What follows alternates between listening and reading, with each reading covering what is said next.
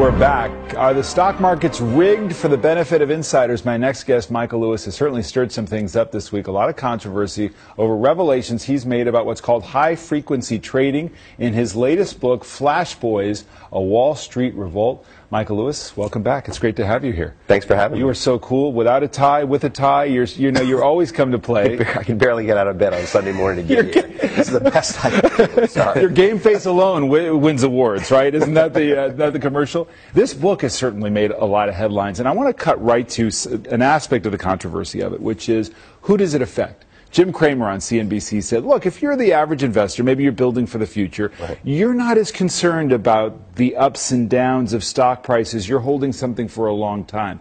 So who's most affected by this? So kind of two answers to that question. So anybody who is not a high-frequency trader is competing on an unlevel playing field in the exchanges with the high-frequency traders. They have advanced information about what you want to do before you do it. Mm-hmm. Now, who pays? But the price every time is pennies. I mean, you're talking about trivial sums of money for an individual investor if you just look at it that way. If you add up the skim or the scalp, or whatever you want to call it, it's billions a year. So that's a tax on investment capital. That's not, I don't think, the big problem. The big problem is, in order to sort of maximize the collisions between high-frequency traders and regular investors, to the detriment of regular investors, the exchanges have been compromised. They've been made way too complicated. They're unstable. We have flash crashes. We have outages. We have IPOs that don't work. So I think the bigger problem is really the integrity of the stock market and the relationship of Wall Street to the rest of the society.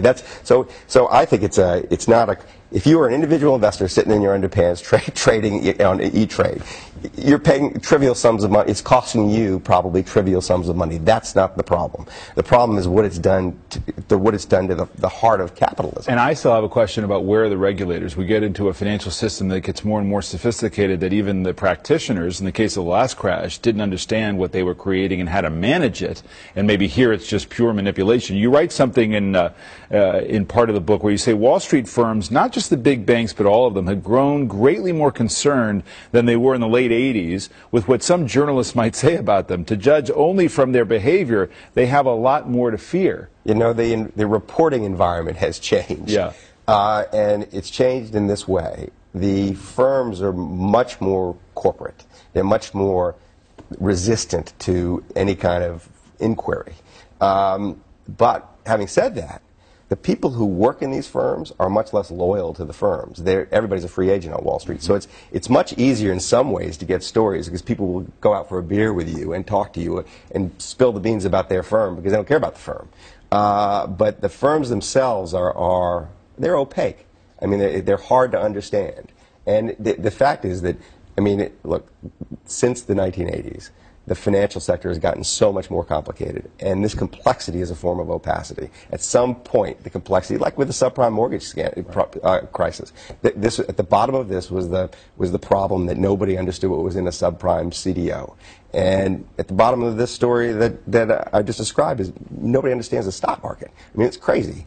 The stock market has become like a secret, how it all works. And that's the question. I mean, they may worry less about their firm, yeah, but they're worried as much or more than ever about their own reputation. And that's because the regulatory scrutiny and therefore the political risk for them is that much higher. So, Jamie Dimon or Lloyd Blankfein, they're quasi-political figures. Yeah, they're corporate figures, but they're feeling a political responsibility or accountability or exposure that they've never seen before. But there's a bigger problem here, which is when I was growing up, I guess I'm getting old, but you invest in a company with the idea that someday that company would be more valuable. You invest with a long-term, hold it for 5 or 10 years. 10, 20 years ago, things kind of shortened. People were focused on the institutional investors, were focused on the quarter. Now we're focused on seconds, milliseconds. I think we need to get back to more of a built-to-last, invest in the future, not just this hot money, momentum money. And maybe there's some policy changes that are necessary to incent more long-term buy and hold kind of investment, which ultimately is what's critical to build our jobs, build our economy, is to back these companies, particularly back the startups, with long-term money, not this short-term hot money.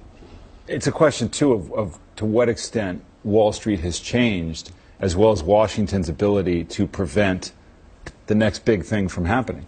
I guess one of the questions I would have for Michael, as you talk about the confidence in the market and exchanges, what's the answer? Is it more regulation or a different kind of regulation or new exchanges? What would you recommend? Well, so the main characters of this story, it's interesting. They're actually start as Wall Street insiders. They kind of piece together how the stock market is working from the inside.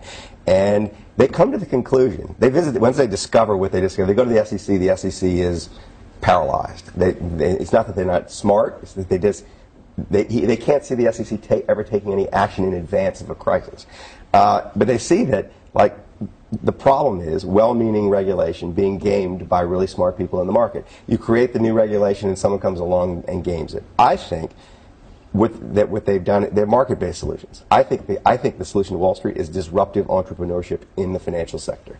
And the way you enable that is transparency. So the problem here is that investors, and I'm not talking about you and me, I'm talking about the biggest hedge funds, the biggest mutual funds, all investors, they have no way of knowing how their stock market orders are handled. The reason they can be fleeced is that they don't know what happened.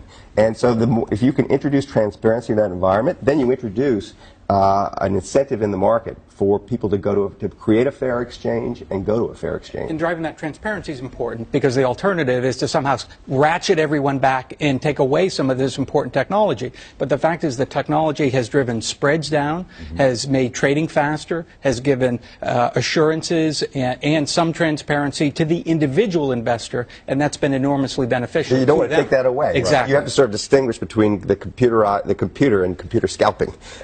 The technology has been fabulous for the individual investor. Well, Michael, I can't wait to read your book. I feel a little bit like that fellow who was in a haze over the Affordable Care Act.